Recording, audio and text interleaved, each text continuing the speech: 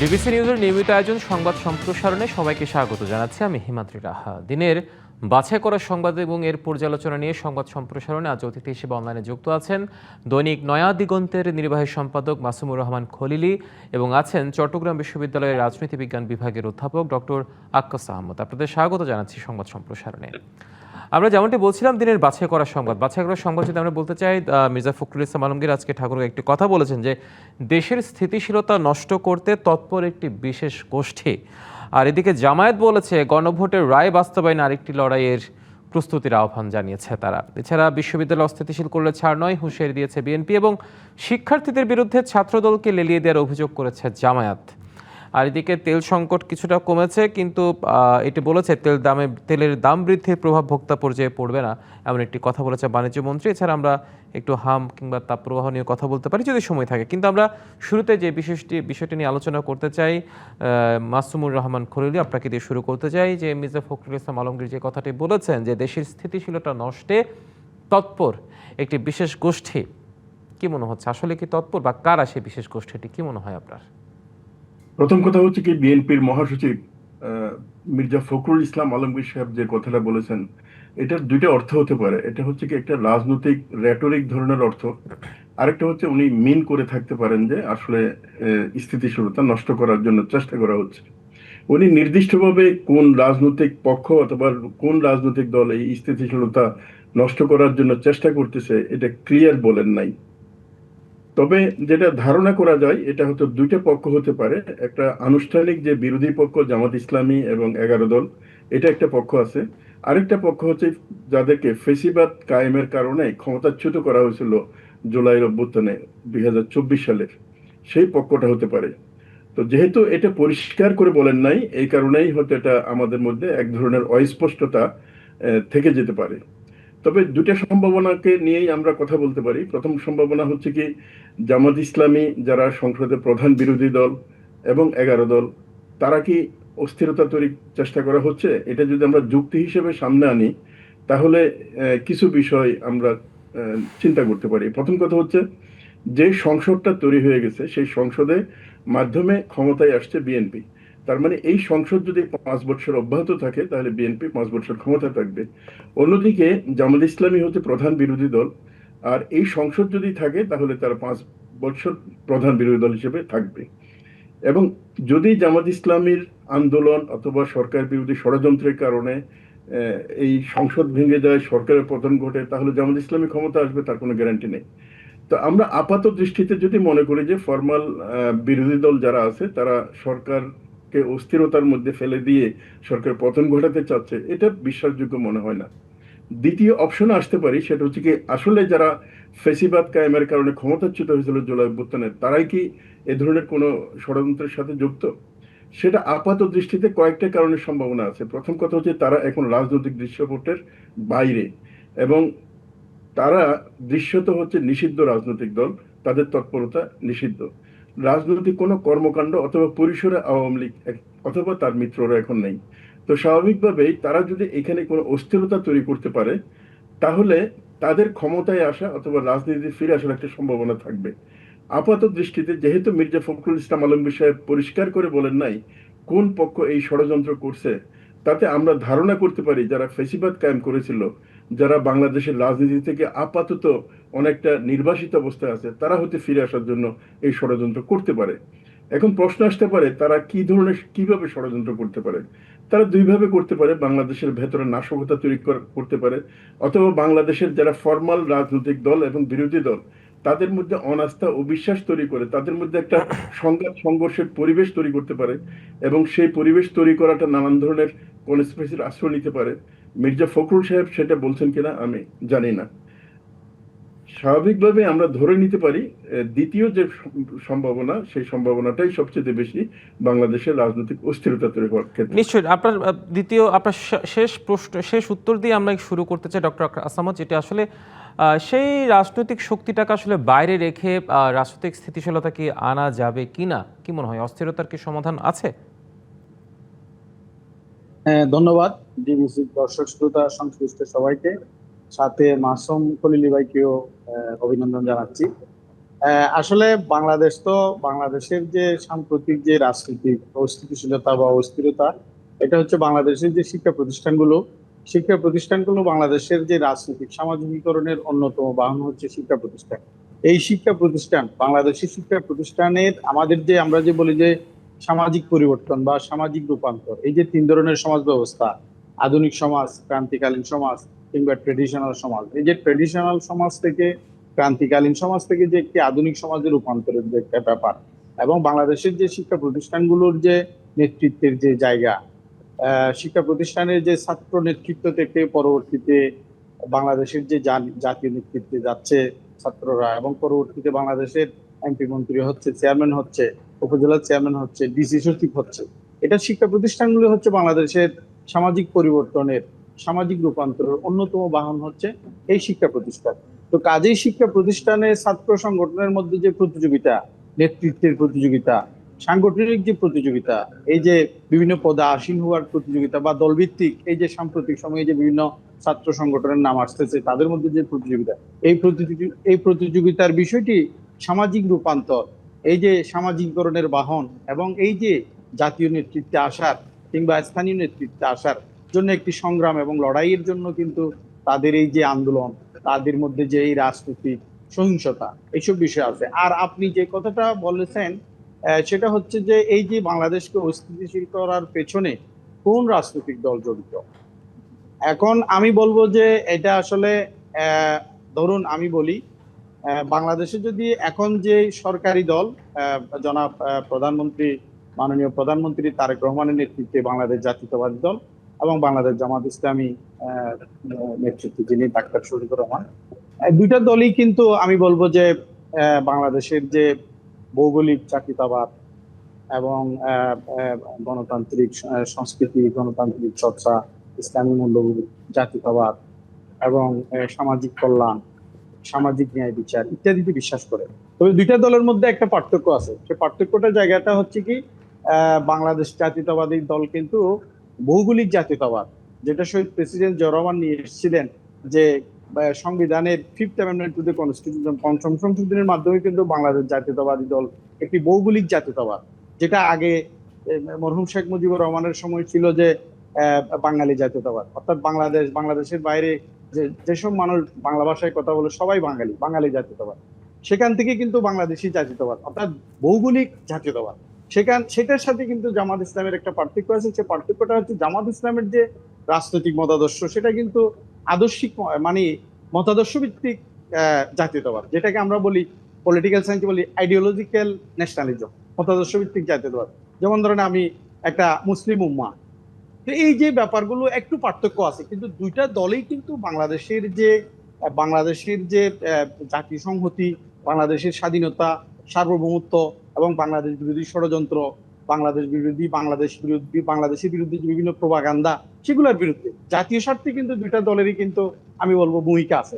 তবে এখানে একটি কথা বলবো আমি, যে কথাটা খুবই গুরুত্বপূর্ণ, সেটা হচ্ছে যে জুলাই আন্দোলন এবং এই যে বাংলাদেশের যে একটি অগণতান্ত্রিক ভাবে নির্বাচিত একটি ফ্যাসিস্ট সরকার, যে বাংলাদেশের থেকে হাজার হাজার কোটি টাকা বিদেশে পাচার করেছে, বাংলাদেশের গণতন্ত্রকে হত্যা করেছে, মানবাধিকার লঙ্ঘন করেছে, তাদেরকে যদি আবার দেশে আসতে দেওয়া হয়, এই যে বাংলাদেশ জাতীয়তাবাদী দল এবং জামাত ইসলাম, তাদের এই যে দুটা দলের মধ্যে যদি দ্বন্দ্ব সংঘাত এবং তাদের মধ্যে যদি এটা যদি চলমান থাকে, তাদের মধ্যে যদি, আমি বলবো যে এখন ধরুন যে হঠাৎ করে এই দুইটার দলের মধ্যে যদি ভুল বোঝাবুঝি সৃষ্টি হয় এবং অনৈক্য সৃষ্টি হয়, তাদের মধ্যে যদি ন্যাশনাল লেভেলে, জাতীয় পর্যায়ে যদি মতৈক্য সৃষ্টি না হয়, তখন কিন্তু তৃতীয় একটি শক্তি, যেটা অলরেডি পরাজিত এবং বিতাড়িত এবং একটি নিষিদ্ধ দল, যেটা পুনরায় মানে বাংলাদেশে চলে আসবে এবং বাংলাদেশের রাজনীতিতে চলে আসবে, এখানে রাজনীতি চর্চা করবে এবং ক্ষমতায় যাওয়ার জন্য তারা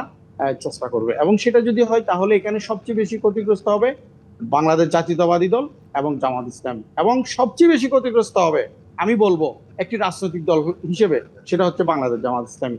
কিভাবে কিভাবে ক্ষতিগ্রস্ত হবে? এখন বর্তমান বাংলাদেশ জাতীয়তাবাদী দল কিন্তু বাংলাদেশ জামাত ইসলামের একটি সহযোগী দলের মতো, একটা পার্টনারের মতো। তাদের কিন্তু সব ধরনের সহযোগিতা এবং সব ধরনের অনুপ্রেরণা এবং রাজনৈতিক যে সহযোগিতা, একই প্ল্যাটফর্মে আন্দোলন করেছে এবং বাংলাদেশের যে গণতান্ত্রিক ডেমোক্রেটিক ট্রানজিশন, গণতান্ত্রিক উত্তরণের জন্য কাজ করেছে, যার ফলে আজকে বাংলাদেশ জামাত ইসলামী এতগুলো সিট পেয়েছে। এবং মুক্তিযুদ্ধের পর থেকে বা যখন 78 সালে শহীদ প্রেসিডেন্ট জিয়া রহমান যখন বাংলাদেশের রাজনীতিতে জামাত ইসলামকে রাজনীতি করার সুযোগ দিয়েছিলেন এবং একটি মুক্তবাজার অর্থনীতি এবং বহুদলীয় গণতন্ত্র, উদারনৈতিক গণতন্ত্রের সংস্কৃতি চর্চা করেছিলেন, সেটার মধ্য দিয়ে কিন্তু বাংলাদেশের রাজনীতিতে জামাত ইসলাম প্রাতিষ্ঠানিকভাবে তাদের রাজনৈতিক কার্যক্রম পরিচালনার সুযোগ পেয়েছে, যেটা আজকে পর্যন্ত বহাল আছে। কাজেই সেই বিষয়টা কিন্তু জামাত ইসলামকে মনে রাখতে হবে।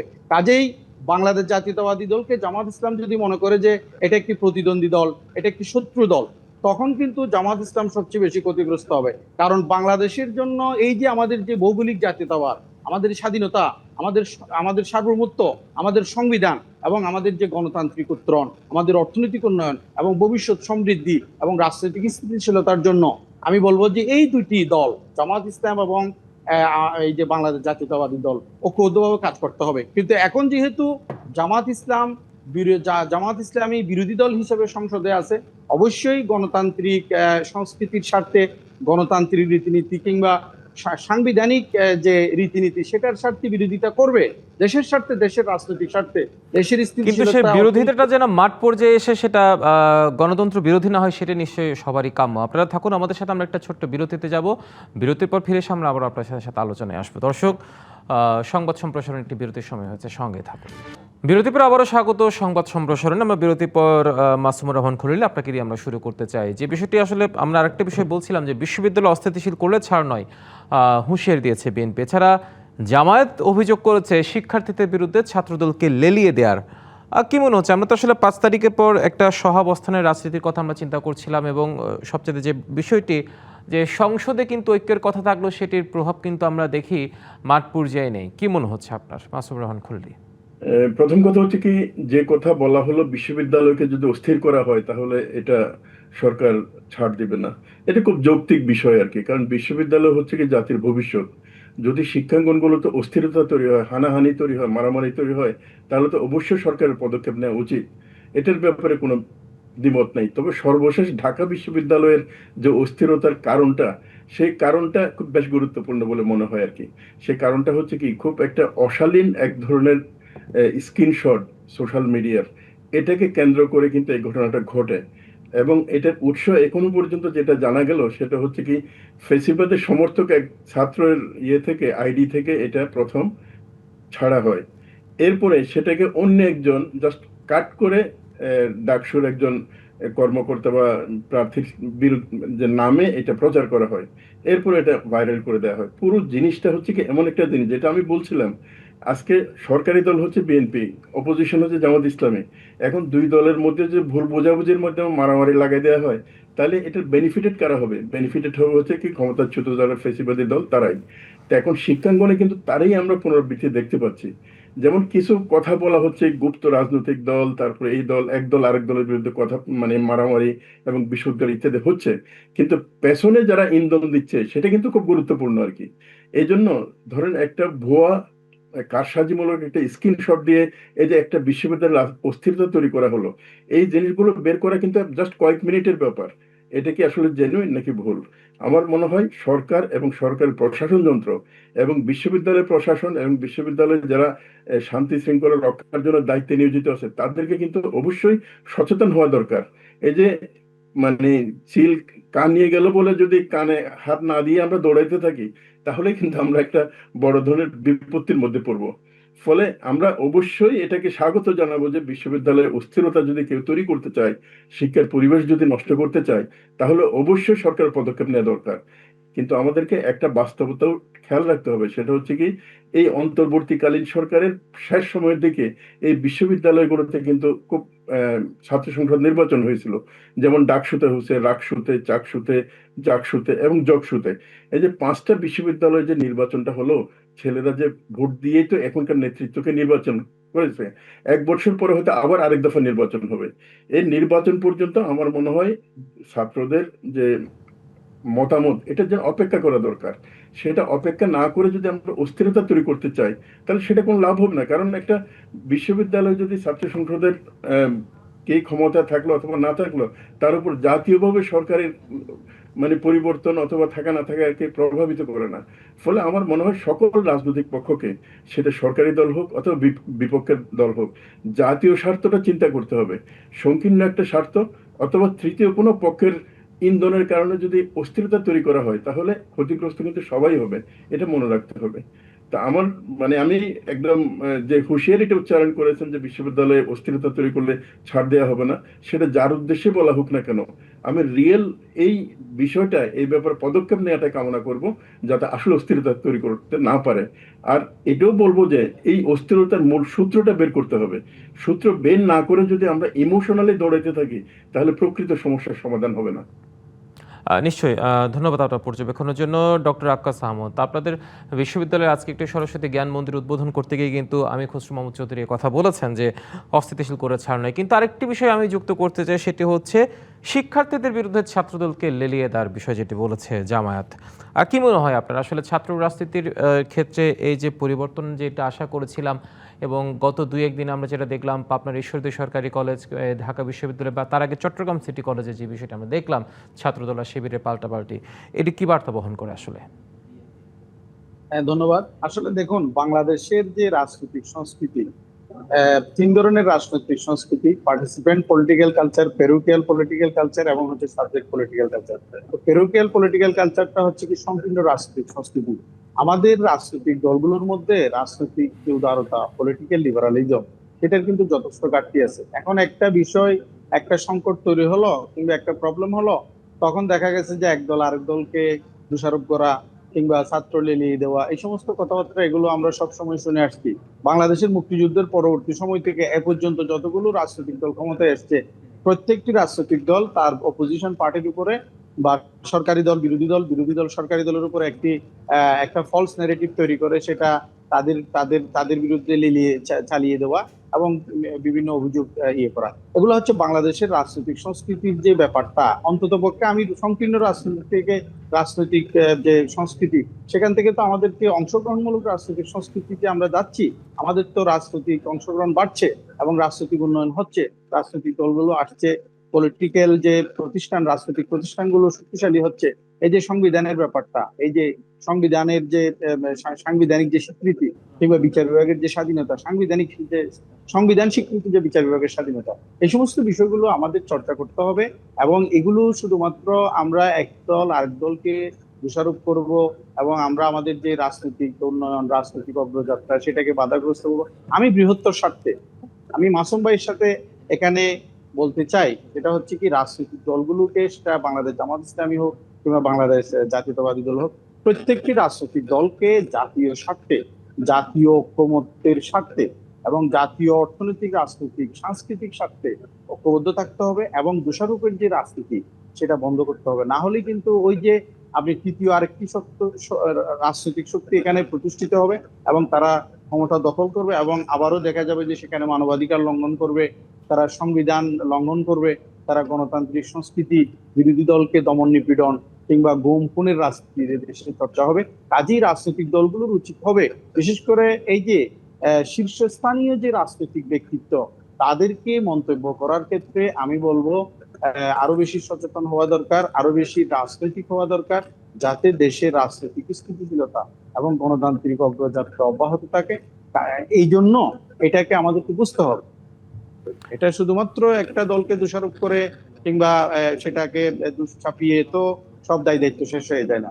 কাজে দেশের স্বার্থে সেটা সমন্বয় করতে হবে রাজনৈতিক দলগুলোর মধ্যে, বিশেষ করে বর্তমান যে বিরোধী দল এবং সরকারি দল, তাদের মধ্যে যোগাযোগ বাড়াতে হবে, তাদের মধ্যে সংলাপ করতে হবে যে কিভাবে আমরা একটি মুক্ত, উদারনৈতিক, গণতান্ত্রিক সংস্কৃতির রাজনৈতিক ব্যবস্থা উপহার দিতে পারি এবং দেশের যে বর্তমান যে সংকটগুলো, অর্থনৈতিক উন্নয়ন এবং রাজনৈতিক উন্নয়ন, সেটার অব্যাহত যাত্রা যাতে সমুন্নত থাকে, সে বিষয়ে সংশ্লিষ্ট সবাইকে কাজ করতে হবে। নিশ্চয়ই, সেক্ষেত্রে হয়তো বা ছাত্র রাজনীতির যে উত্তপ্ত পরিস্থিতি, সেটির হয়তো অবসান ঘটলেও ঘটতে পারে। মাসুদ রহমান খলিল, আরেকটি দিকে আমরা একটু আলোকপাত করতে চাই, যে বলেছে তেলের দাম বৃদ্ধির প্রভাব ভোক্তা পর্যায়ে না পড়ার দাবি বাণিজ্যমন্ত্রী। আসলে এটি কতটুকু যৌক্তিক? ইতিমধ্যে বাস ভাড়া বেড়েছে, পরিবহন ভাড়া যখন বেড়ে যায় তখন পরিবহন খরচও বেড়ে যায়, সেটির দাম কিন্তু আসলে ভোক্তা পর্যায়ে পড়ে, সেটা সবজি ক্ষেত্রে হোক, বিভিন্ন ভোগ্যপণ্যের ক্ষেত্রে হোক। কিন্তু তিনি দাবি করছেন ভোক্তা পর্যায়ে পড়েনি। কি মনে হয় আসলে এতে আসলে কতটুকু যোগ থেকে তার মন্ত্রীর এই কথা? আসলে মন্ত্রী মহোদয় যে দাবিটা করছেন, 10 থেকে 15% জ্বালানি তেলের দাম বাড়ছে আর এটার কোনো প্রভাব মানুষের মধ্যে পড়বে না, এটা একেবারেই বাস্তব না। তবে এটা ঠিক, জ্বালানি তেলের দাম বৃদ্ধির ব্যাপারে সরকার যে সিদ্ধান্তটা নিয়েছে এটা একেবারে অপারগতার কারণে নিয়েছে। কারণ হরমুজ প্রণালী এবং মধ্যপ্রাচ্যের যুদ্ধের কারণে যে পরিস্থিতি তৈরি হয়েছে তাতে জ্বালানির আমদানি খরচ অনেক বেড়ে যাচ্ছে। অন্যদিকে একটা ভঙ্গুর অর্থনীতি উত্তরাধিকার হিসেবে এই সরকার পেয়েছে। এই অবস্থায় আসলে অব্যাহতভাবে বিপুল পরিমাণের অর্থ ভর্তুকি দেওয়া এটা খুব কঠিন।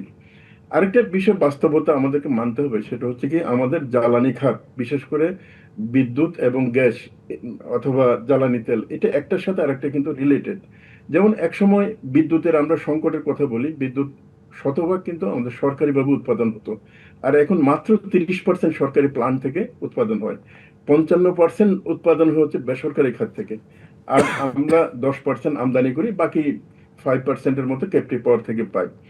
এখন আবার এই যে বিদ্যুৎ তৈরির ক্ষেত্রে আমাদের প্রায় 35%-এর মতো হচ্ছে জ্বালানি তেল ইউজ করতে হচ্ছে, ফার্নেস অয়েল অথবা ডিজেল এ ধরনের তেল। তো স্বাভাবিকভাবেই এখন এই সংকটটা হচ্ছে কি, একদিকে এই সংকটের উপর বাংলাদেশের আভ্যন্তরীণ কোনো ফ্যাক্টর খুব বড়ভাবে যুক্ত না, বড় যুক্ত হচ্ছে আন্তর্জাতিক ফ্যাক্টর। ফলে আজকে জ্বালানি তেলের যে সংকটটা, সেই সংকট আসবে এবং এই সংকটের কারণে কিন্তু এটা দামও বাড়াতে হয়েছে। এবং দাম যদি বৃদ্ধি পায় তাহলে জনগণের উপরে এটার প্রভাব পড়বে না এটা আশা করা যায় না। কারণ জনগণের আসা যাওয়া এবং আমাদের যে ভোগ্যপণ্য যে আনা নেয়ার যে বিষয়টা আছে, সবটার সাথে কিন্তু জ্বালানি তেলের একটা সম্পর্ক আছে। এমনকি আমাদের যে সেচ ব্যবস্থার মাধ্যমে ধান উৎপাদন করা হবে, এটাও তো জ্বালানি তেলের প্রয়োজন হবে।